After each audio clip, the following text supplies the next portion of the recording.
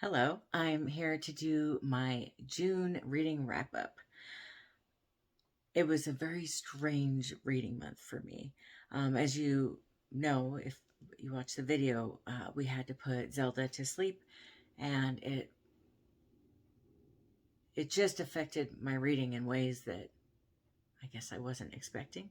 So at the time that I read this first book, we just knew that she was sick and that she didn't have much longer to live, but we were still trying to enjoy our time with her, and she was definitely getting more sick. And this book really helped kind of get my mind off of how worried I was about her. And that was The Last Word by Taylor Adams. This was my book of the month selection. This one is about a woman who leaves a negative review on a book, and the author loses his mind over it and comes after her. It definitely got me thinking about reviews and how we leave them and why we leave them and what we say, and can we say we don't like a book without being hurtful or mean. My favorite character in this book was Leica, and that was her dog. And it really got me thinking about how much we will do for our pets and how much we will do to protect our pets. The main character's name is Emma, and she is trying to isolate herself by renting this. I can't remember if it's an Airbnb or if it's just something she found, a house or a cottage that she found online that she could rent. But she is there to isolate herself and to deal with something that happened in the past. So throughout the book, I was finding out what had happened in the past and what everything meant. So she's kind of running from her demons while this man is coming after her. I had a really hard time putting this book down. I was listening to it and physically reading it, and it made it go by really fast. There were times where I thought it seemed really unrealistic, but I loved the premise of this book. I really loved that the woman in the book was very independent, and she was there to survive and to get through things. And at times she questioned whether or not she even cared about surviving, but she was not a victim at all, and I love that. I ended up giving this one 5 stars. Then I listened to and read A Woman Is No Man by Etaf Rum. This book is about 3 generations of women who are from Pakistan and living in America now. It was really interesting learning about the Pakistani culture.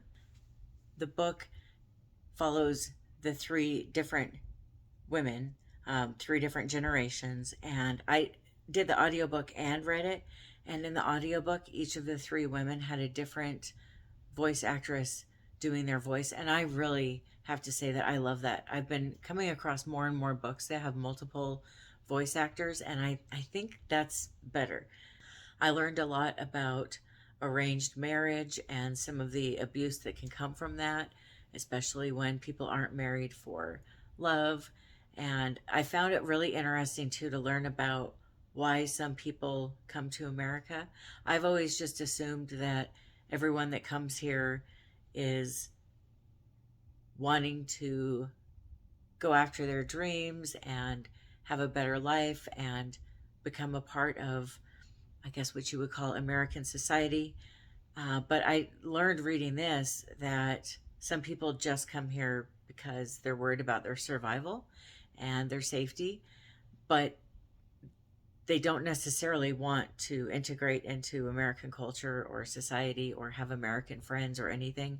They kind of want to keep the culture that they left alive in their lives.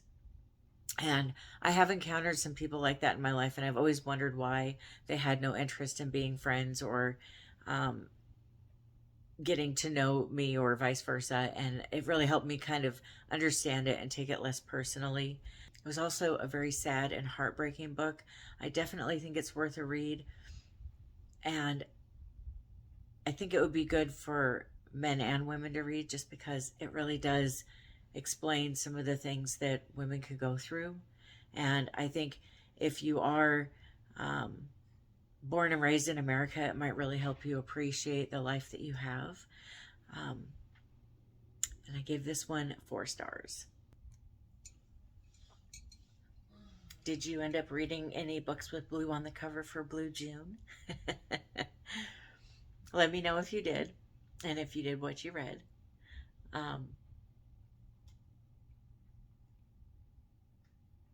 Yeah, I'm having fun with this whole color of the month thing. It's just helping me get even more excited about reading and what I read. And it's helping me step outside of myself a little bit, especially on SCRIBD.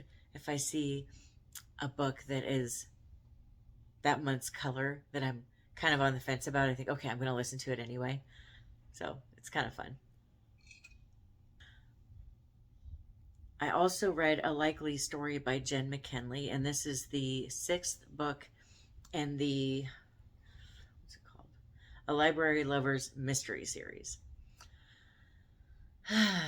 This one was a really weird one for me because this is a buddy read that I did with Dia over at Novel Idea. And the series has been kind of irritating me in certain ways for a while. There's a love triangle that's been going on for quite a few books, and I think the love triangle's over, but the way the book ended, it might not be over still.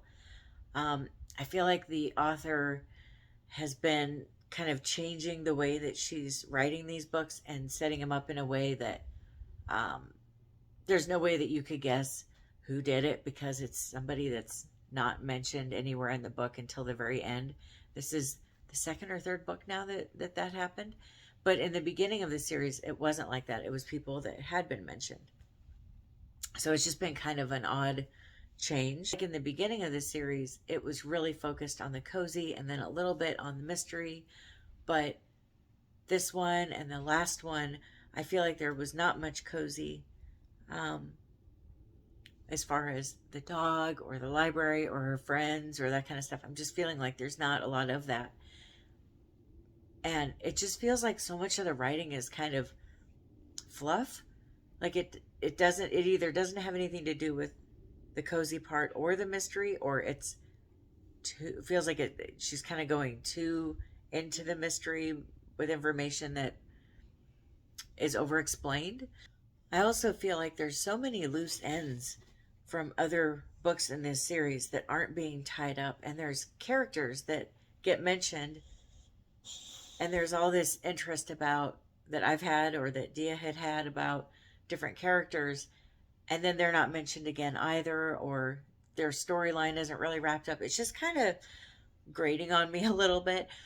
And we had been reading a certain amount each day, and the last day that we were reading was the morning that it turns out we had to put Zelda to sleep.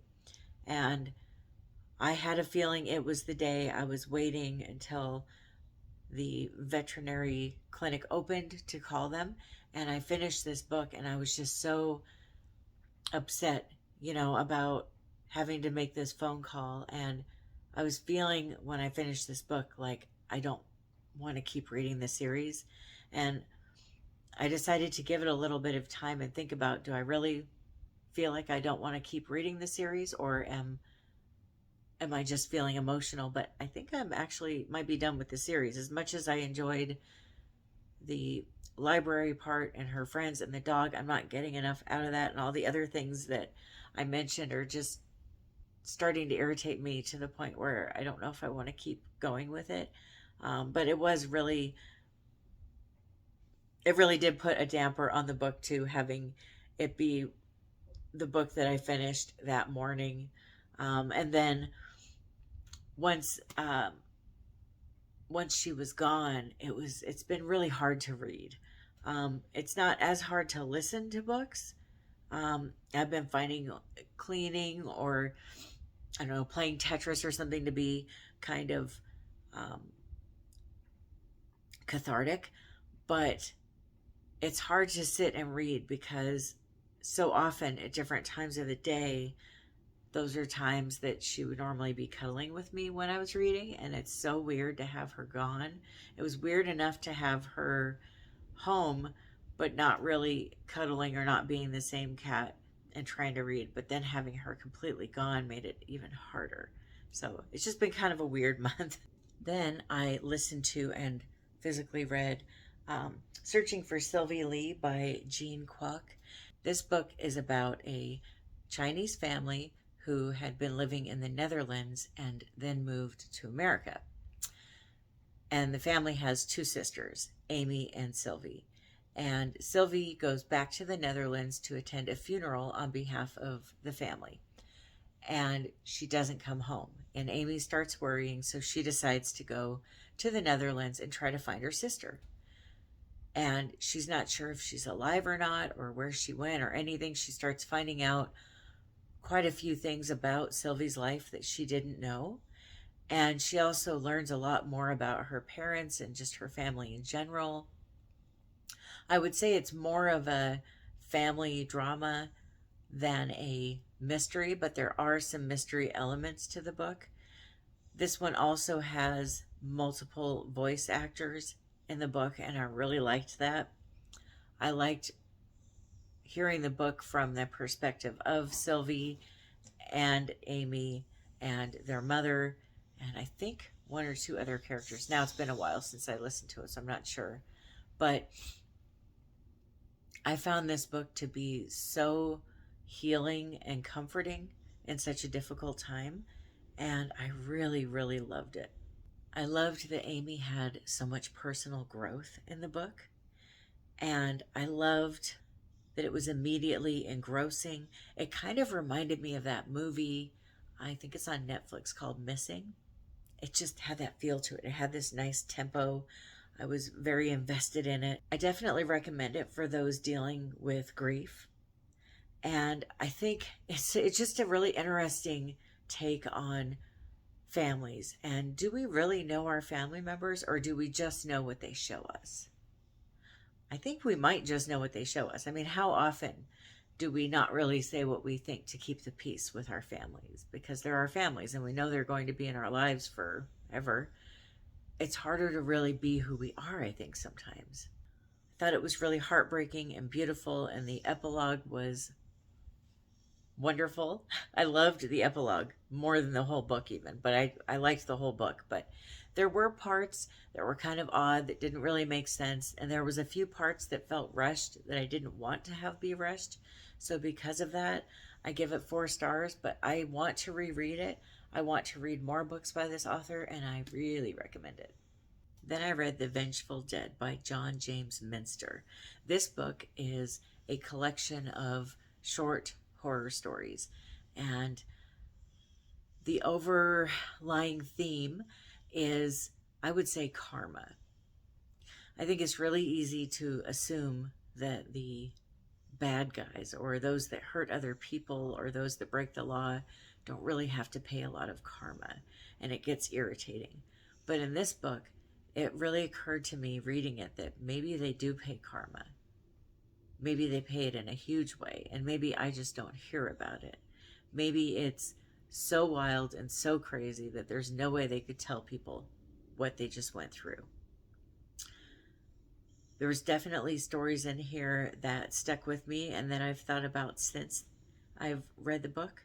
But I think the thought of wronging someone or hurting someone and them possibly coming back after they're gone from what we know is this world, this dimension, is pretty scary and pretty creepy. And now there were some typos and grammatical errors. So I just want to prepare you for that, if you're going to read it. If you've read his other books, there is a surprise from the first book that you will discover in this book, but I don't want to say anything else about it because I don't want to spoil it in case you have read his other books and you're going to read this one. But I was really excited when I stumbled upon the surprise. My favorite story in here was Son of a Ghoul, which was about a ghoul. There's something really creepy about the thought of a ghoul. I found this book, if I were to sum it up in 3 words, beguiling, consuming, and malevolent. And I gave this one 4 stars. I'm also reading the 4th book in the Dune series, and I'm still not done. I started it on the 9th of June. And as I mentioned before, I've been having a hard time physically reading books since Zelda, um, since everything with Zelda happened. So I'm still working on it, and I'll finish it eventually, but I'm not there yet. I did get some audiobooks finished. I listened to One by One by Ruth Ware.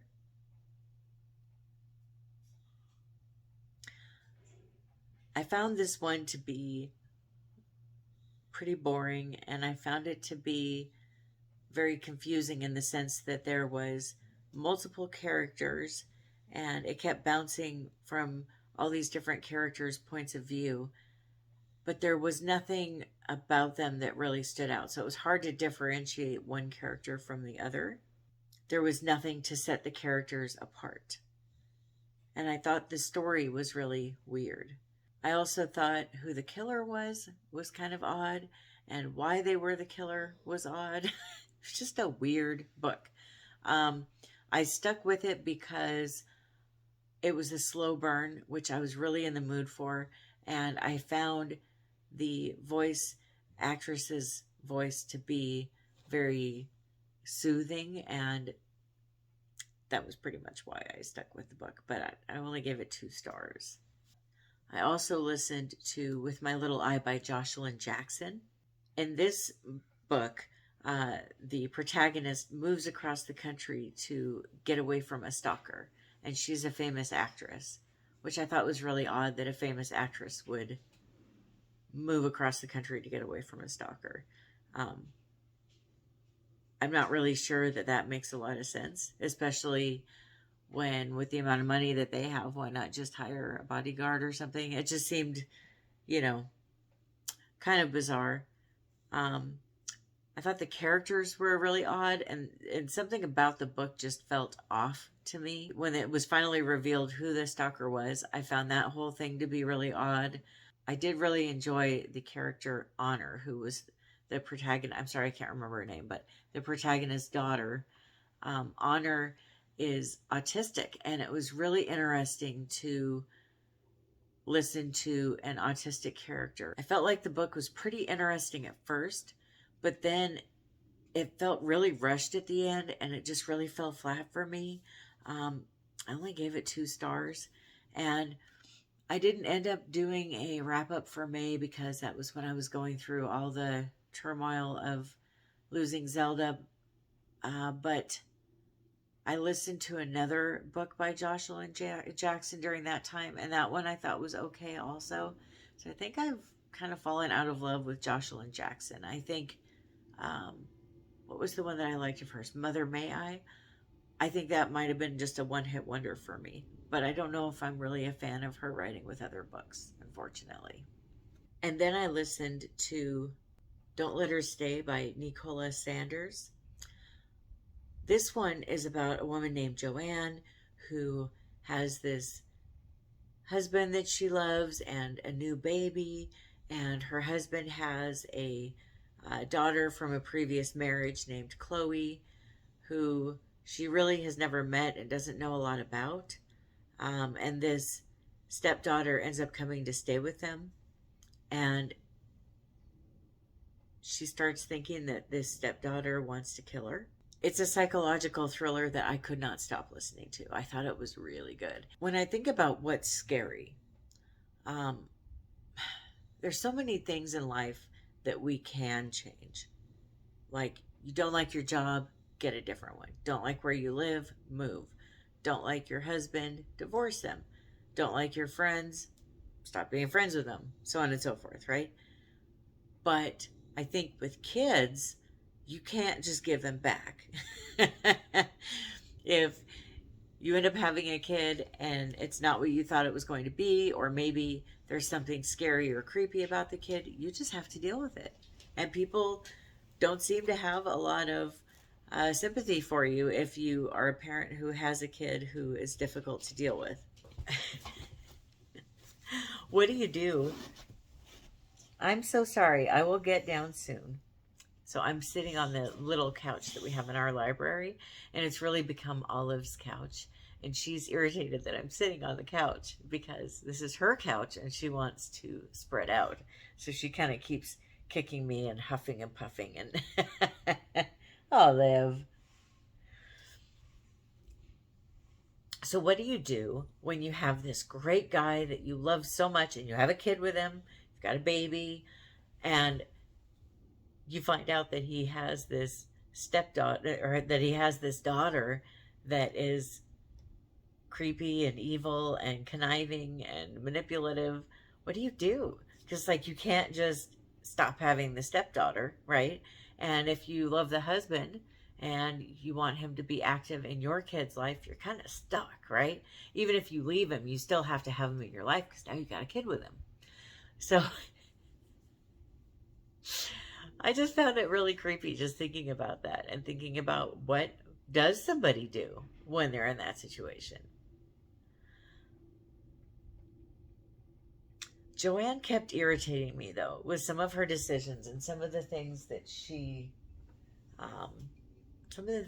did. Some of the decisions she made just didn't make logical sense to me. I wouldn't have done that, you know.